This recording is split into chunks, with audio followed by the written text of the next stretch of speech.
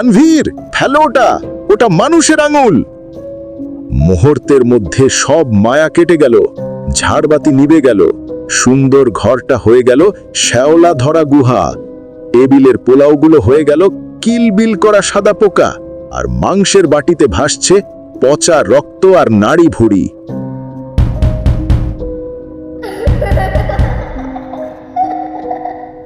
আসসালামু আলাইকুম। আজকে শুক্রবার উপলক্ষে বিশেষ এপিসোডে অদ্ভুত ক্যানভাসের পক্ষ থেকে আপনাদেরকে জানাই স্বাগতম। বন্ধুরা, আজকের ঘটনাটি পাঠিয়েছেন রাশেদ ভাই। এটি তার বড় ভাই সাজিদের সাথে ঘটে যাওয়া 25 বছর আগের সেই ভয়ঙ্কর রাতের সত্য ঘটনা। যারা নতুন, এখনই সাবস্ক্রাইব করে ফেলুন, আর আপনার ঘটনা আমাদের ডেসক্রিপশনে দেওয়া নাম্বারে পাঠিয়ে দিন। চলুন সরাসরি চলে যাই মূল ঘটনায়। বলছেন সাজিদ।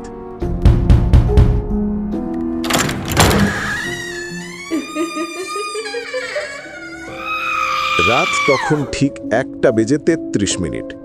কুয়াশা এতটাই ঘন যে গাড়ির হেডলাইটের আলো কাঁচের ওপর পড়ে আবার ফিরে আসছিল।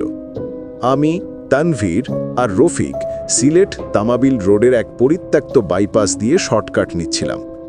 হঠাৎ গাড়ির রেডিওটা নিজে থেকেই চালু হয়ে গেল। কোনো গান বা খবর নয়, রেডিওতে শোনা যাচ্ছিল অদ্ভুত এক খসখসে শব্দ, যেন কেউ গলার ভেতর থেকে গোঙাচ্ছে। আমি বিরক্ত হয়ে রেডিও বন্ধ করতে গেলাম। ঠিক তখনই মনে হলো গাড়ির ছাদের ওপর বিশাল ভারী কিছু পড়ল। গাড়িটা নিয়ন্ত্রণ হারিয়ে রাস্তার পাশের একটা পুরনো বটগাছের সাথে ধাক্কা খেয়ে বন্ধ হয়ে গেল। তানভীর ভয়ে কাঁপছিল। রফিক টর্চ জ্বালিয়ে বলল গাছের ডাল ভেঙেছে। আমরা নামলাম। জায়গাটা স্বাভাবিক ছিল না। বাতাস একদম স্তব্ধ, কোনো ঝিঝি পোকার ডাক নেই। শুধু বাতাসের সাথে ভেসে আসছিল পোড়া মাংস আর সালফারের একটা উৎকট গন্ধ। সামনে তাকাতেই চোখ আটকে গেল। রাস্তার ওপাশেই বিশাল টিলা। একে স্থানীয়রা বলে কালনাগিনী টিলা। কথিত আছে 100 বছর আগে এখানে এক জমিদার তার সন্তানদের বলি দিয়েছিল গুপ্তধন পাবার আশায়। হঠাৎ টিলার উপর থেকে একটা নীলচে আলো দপ করে জ্বলে উঠল। মনে হলো কেউ ইশারা করে ডাকছে। তানভীর বলল, চলো, সাহায্য চাই। রফিক বাধা দিল, বলল, আজ শুক্রবার, এই রাতে কালনাগিনী টিলায় জিন আর প্রেতাত্মারা নামাজ পড়ে। কিন্তু আমি আর তানভীর শুনলাম না। বাঘের ভয়ে আমরা সেই শয়তানের ডেরাতেই পা বাড়ালাম। টিলার উপরে উঠে আমরা অবাক। নিচ থেকে ভাঙাচোরা মনে হলেও সামনে দেখি চকচকে নতুন এক রাজপ্রাসাদ। দরজার সামনে বিশাল দুটি মশাল জ্বলছে, কিন্তু আগুন লাল নয়, নীল। দরজায় নক করার আগেই ক্যাঁ শব্দে দরজা খুলে গেল।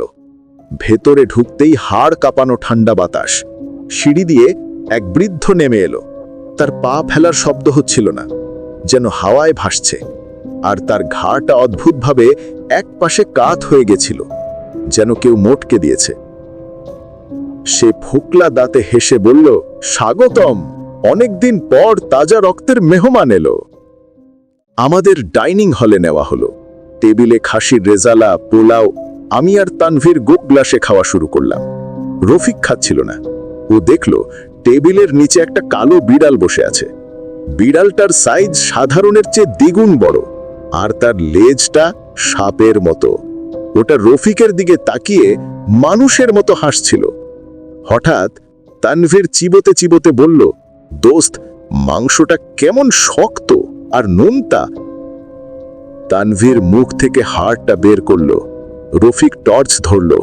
ওটা খাসির হাড় নয়, ওটা মানুষের হাতের আঙুলের হাড়। একটা আঙুলে তখনও সোনার আংটি আটকে আছে। রফিক চিৎকার দিল, তানভীর, ফেলো ওটা, ওটা মানুষের আঙুল। মুহূর্তের মধ্যে সব মায়া কেটে গেল, ঝাড়বাতি নিভে গেল, সুন্দর ঘরটা হয়ে গেল শ্যাওলা ধরা গুহা। টেবিলের পোলাওগুলো হয়ে গেল কিলবিল করা সাদা পোকা, আর মাংসের বাটিতে ভাসছে পচা রক্ত আর নাড়ি ভুড়ি। তানভীরের মুখে তখনও পচা মাংস আর রক্ত লেগে আছে। সেই বৃদ্ধ লোকটা বিকট গর্জন করে তার আসল রূপ ধরল। 12 ফুট লম্বা শরীর, পোড়া কয়লার মতো চামড়া, চোখ কপালে, আর মুখটা ছিঁড়ে কান পর্যন্ত বিস্তৃত। সে বলল, তোদের কলিজাটা আমার খুব পছন্দ, কাঁচা খাবো আজ। আমরা পালাতে চাইলাম কিন্তু দরজা উধাও। তানভীর দৌড়াতে পারছিল না। হঠাৎ মেঝের কার্পেটটা জ্যান্ত হয়ে সাপের মতো তার পা পেঁচিয়ে ধরল। মেঝের পাথর কাদার মতো নরম হয়ে গেল। তানভীর তলিয়ে যাচ্ছিল। ও চিৎকার করছিল। চোখের সামনে ওর মেরুদণ্ড ভেঙে গেল। পাথরটা ওকে গিলে খেল। শুধু পড়ে রইল ওর এক পাটি জুতো। ওই 12 ফুট লম্বা জিনটা এবার ছাদের ওপর দিয়ে মাকড়সার মতো হেঁটে আমাদের দিকে আসছিল। তার মুখ থেকে হলুদ লালা ঝরছে, যা মেঝেতে পড়তেই অ্যাসিডের মতো ধোঁয়া বেরোচ্ছে। রফিক বলল, রান্নাঘরে চল, আগুন পাবো। আমরা রান্নাঘরে ঢুকলাম। দেওয়াল ফুঁড়ে কালো হাত বেরিয়ে আমার গলা টিপে ধরল। আমি শ্বাস নিতে পারছিলাম না। রফিকের মনে পড়ল তার দাদির দেওয়া লোহার তাবিজের কথা, জিনরা লোহা আর আগুন ভয় পায়। রফিক লাইটার দিয়ে তাবিজটা গরম করলো। জিনটা রামদা নিয়ে এগিয়ে আসছিল। রফিক দৌড়ে গিয়ে সেই গরম লোহার জিনের পায়ে গেঁথে দিল। আহ আহ! জিনের চিৎকারে কানের পর্দা ফেটে যাওয়ার অবস্থা। ও ধোঁয়ায় কুণ্ডলি পাকিয়ে পিছিয়ে গেল। রফিক আমাকে টেনে জানালার কাছে নিল। বাইরে ভোর হচ্ছে, কিন্তু জানালায় লোহার গ্রিল। জিনটা আবার উঠে দাঁড়াচ্ছে। তার চোখ রক্তের মতো লাল। সে বলল, সূর্য ওঠার আগেই তোদের রক্ত খাবো। রফিক পাশে একটা ভারী শিলপাটা দেখতে পেল। সে গায়ের জোরে গ্রিলে বাড়ি মারতে লাগলো। একবার, দুবার, তিনবার। জং ধরা গ্রিল ভেঙে গেল।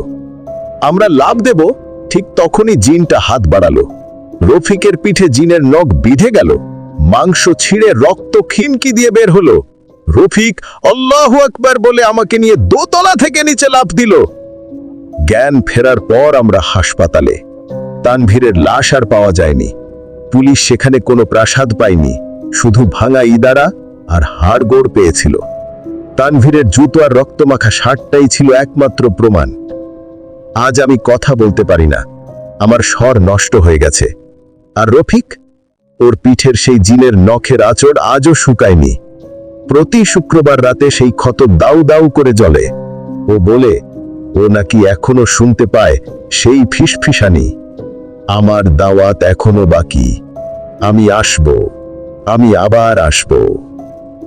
বন্ধুরা, শুনলেন তো সেই ভয়ঙ্কর রাতের প্রতিটি মুহূর্তের বর্ণনা? গল্পটি কেমন লাগলো কমেন্টে জানান। আজ রাতে ঘুমানোর আগে জানালাটা ভালো করে বন্ধ করবেন। কে জানে, হয়তো অন্ধকারে জলজলে দুটো লাল চোখ আপনার দিকেই তাকিয়ে আছে। আল্লাহ হাফেজ।